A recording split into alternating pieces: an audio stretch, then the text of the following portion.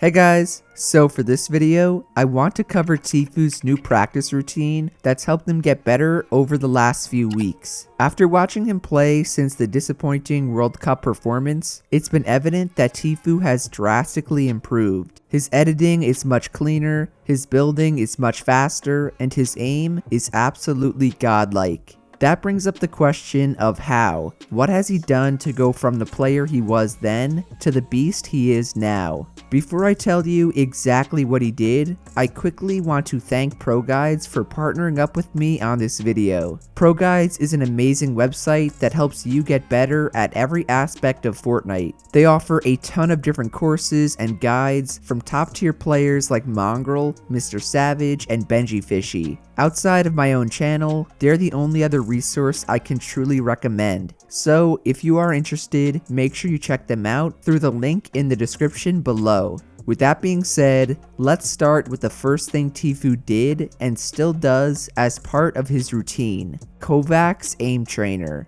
Tfue uses KovaaK before he hops on Fortnite and before he even starts his streams. That's why you may have noticed I'm using really old gameplay from the last time he actually streamed himself playing it. Regardless, Tfue does in fact use KovaaK. He spends anywhere from 5 to 10 minutes total doing a variety of drills. His favorite is by far Jumbo Tile Frenzy, which trains his close range shotgun aim and crosshair placement. He also uses a scenario called Pat Target Switch that works on his close to mid-range tracking. Finally, he uses one wall 5 targets pasu for his mid to long range tracking. Now, before you leave a comment asking me what drills you should use, or whether you should use creative aim trainers over KovaaK, this video is meant to highlight the specific things Tfue did to improve, not what I did or what I say you should do. Let's be real though, I would not be making this video if I did not recommend practicing just as Tfue does. The way he grinds the game is a prime example of how a competitor should train to be the best. So while you don't have to copy the exact scenarios he chooses or use the same aim trainer, it's extremely important to be aware that Tfue actively trains his aim using KovaaK every single day, and as a result, has top tier aim and a really hot girlfriend because of it.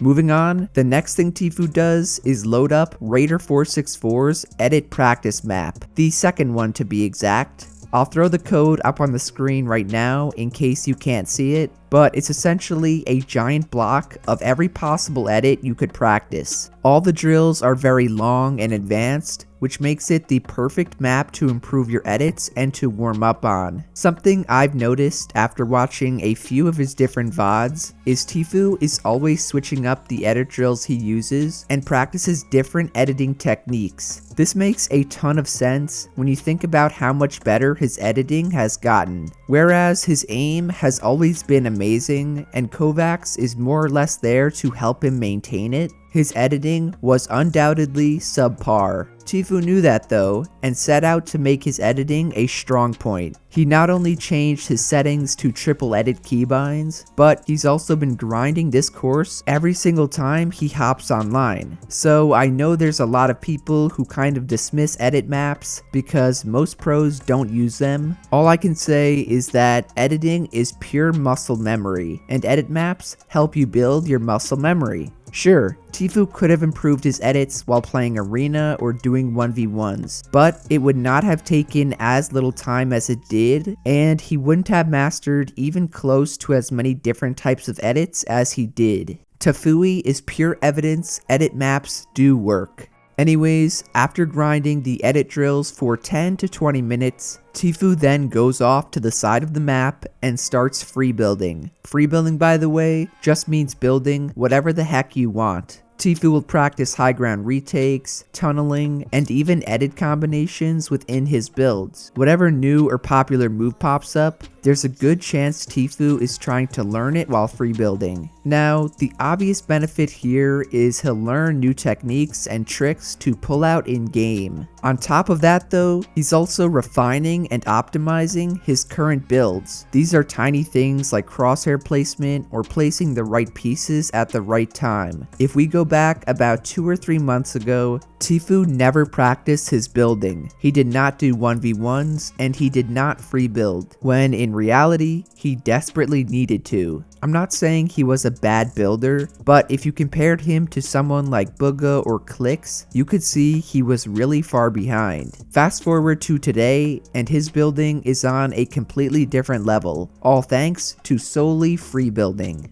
So once he's done free building, which takes him anywhere from 5 to 15 minutes, he'll then hop into a regular solos match. Why? Well, if you've paid attention to everything he's done leading up to this point, it's all been focusing on one aspect of his mechanics. First it was aiming, then it was editing, and lastly it was building. What he's doing now is using all three of his mechanics together and more. Every fight he gets into, he needs to aim to hit shots, edit to make plays, and build to protect himself. The big difference from before is that he's now fighting a real player. It's not a wall that doesn't shoot back or a target that stands still. No matter how bad they are, it's a real person trying to eliminate him. That means he will literally lose the game if he misses a shot or screws up an edit. Straight up, there are actual ramifications here. And yes, I know, losing a public match does not mean a lot to Tfue or anyone.